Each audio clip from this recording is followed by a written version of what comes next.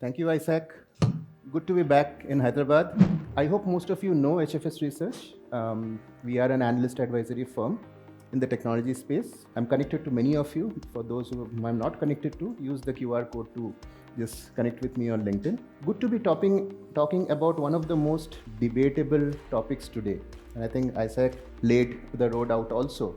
And we'll give a lot of time to the panelists to debate on it. So I'll quickly run through some data, some analysis that we have been doing in terms of whether there is a bubble and what is the issue over here. I mean, what is the state of enterprise adoption in AI? Is it really up there? What is really stopping it? And then we leave it out to the panel to discuss on what are the next steps in this topic. But if you move forward, there are a set of charts that I want to explain. Yeah. This is the first one. This is something that you are probably aware of. These are different shifts that we have seen, which are technology enabled in nature. And there is a strange symmetry to it. If you break it into blocks of 5 years, you look at 2010 to 2015, the mobile driven era. NASDAQ prices increased, the stock prices, the overall index increased by 2x, 2.5 to 5.1. In the next era, which we term as cloud, which is 2015 to 2020, similar trends you have seen, 5 went to 11. So there is again a 2x boost. And today from 2020 to 2024, 2025, right? The AI-led boom. There also you see NASDAQ growing at about 2x in the last 5 years.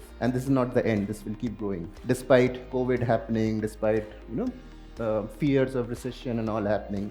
And that is what we have seen, that irrespective of all geopolitical, macroeconomic instability, consumer prices are on a high, inflation is high, wars are happening all over the world, right?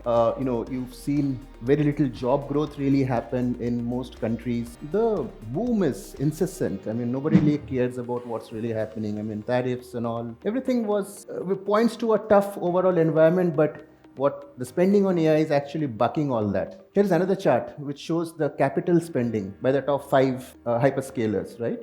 And if you see, it's projected to grow to almost $300 billion. It's almost about 100% of their operating cash flow. So all the money that they are actually accruing is all going to get into capex related flow when it comes to AI related infrastructure. And also the dependency on these companies. The financial stability of the world now depends on these 5 or 6 companies making or breaking it, right? 50% of NASDAQ's market cap is by these 5 or 6 organizations. $20 trillion in market cap is driven by these organizations, out of which about $5 trillion came in the last 12 months. So it's not stopping. $2 trillion in revenue, 30% is your average CAGR growth of these organizations. Rest of the companies below 3 or 4%. And if you look at their cash flows, almost $0.6 trillion is there. Most of these cash flows will get into their AI infrastructure related spending. And if you think this is the end of it, no, this is just the start. This will go on and on. $2 trillion worth of data centers will be there. And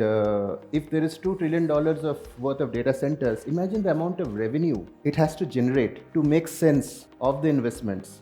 It's 3x that. So in the next few years, we'll probably see even more investments in this space, in the AI space. So the bubble is not really formed yet. It's going to get bigger and bigger if you want to term it a bubble. So we've done some research on what's really happening at an enterprise level. So all this is about spending on infrastructure, data. We're all building towards a world where data centers will be core to AI. I mean, there's a way where you see edge computing coming in compute AI happening. Then what happens to the data centers? Quantum will again create another level of disruption in terms of data center, right? But then right now, if you see what's really happening from a AI spending perspective, what we see is that at an enterprise level, there is very limited deployment when it comes to generative AI and LLMs. Agentic, though, obviously it is even lower. So less than 10% of the organization are actually deploying them. Everybody is experimenting, everybody is doing POCs, but actual deployment at an organization level is very, very low from an enterprise perspective.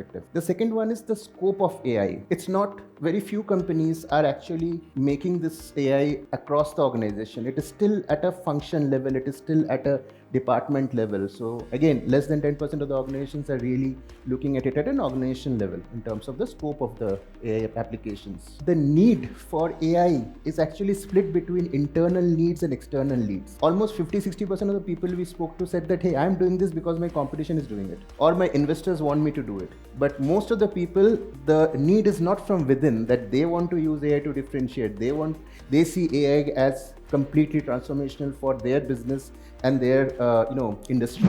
So it's a split of internal and external needs. And I would have wanted to see more of internal need coming in rather than just following the competition. Most people we spoke to said that the need for AI, the alignment is there at an organization level that yes, we need to do this, but understanding is severely lacking. So there is a disconnect between what you want to do and how you want to do it. There are a lot of emerging hidden costs coming into play, which people did not anticipate, organizations did not anticipate. They may be your licensing costs, they may be your infrastructure costs, they may be your cloud costs, whatever it is, right?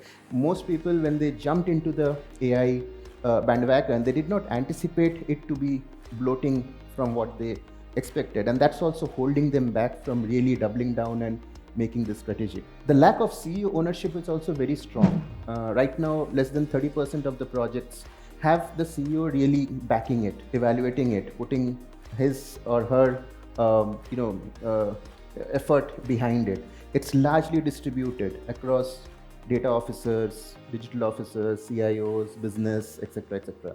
So at an organization level push, only 1/3 of the organizations are really putting it, and that is also very crucial from a successful adoption perspective. Most organizations still claim that having the right amount of data, the right quality of data, having the people with the right skills and following process are key challenges, key barriers.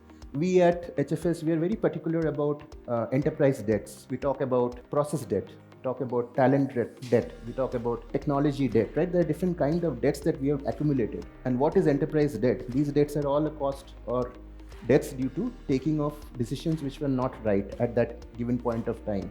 So all this is actually coming up as challenges to really adopt AI in the right frame of mind. And then as Isaac pointed out, most of the gains today are very tactical in nature from AI. They are about cost savings, it's tactical. They're about efficiency, that's also tactical. It's not about customer experience, it's not about building new revenue streams, it's not about creating a company of the future. So that also dilutes your confidence on whether AI can actually deliver at an organization level, strategic level, rather than the tactical benefits that you are realizing. There's another angle to it. One was the enterprise angle, then there is the workforce angle, the people who are working in these organizations. First, we believe that organizations will be restructured. I mean, there are different things that people are saying. The pyramid moves to a diamond or a obelisk or any of these new shapes that everybody is talking about, right?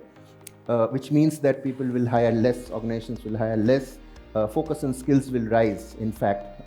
So it's not going to be that people will stop hiring, people will continue to hire, but it will be even more focused hiring that people will do. Decoupling of growth. For us, for a lot of services organizations at least, it has always been about people. But today we see some organizations breaking from this linearity of revenue growth and people growth. Maybe more organizations will start doing that as we go forward. There would be significant job role transformation, we all agree, and employees are also thinking about it, right? And when I say transformation, jobs will go away, new jobs will come in, existing jobs will be augmented, transformed. So all that will happen, right? And it will create a domino effect in the workforce. Changing composition of technology delivery. So from human-led to AI-assisted to AI-led. This entire transformation cycle will play out differently for different organizations. You want to talk about learnability also. So one of the key things that people will look out for when it comes to employees is the ability to keep learning. For a lot of people, it has always, learnability or learning has always been a checkbox. But is this something that needs to be number one priority when you start looking for AI-ready workforces? People are concerned about AI. They feel that maybe their jobs will go away. They feel that how much of authority you want to give to AI? What will AI access and what they will not access? So data issues are also there. And when we ask organizations on how prepared are they to move to a human plus machine model, it was pretty low. Again, 10-15% of the organizations claim to say that we are ready to move to that model, but most organizations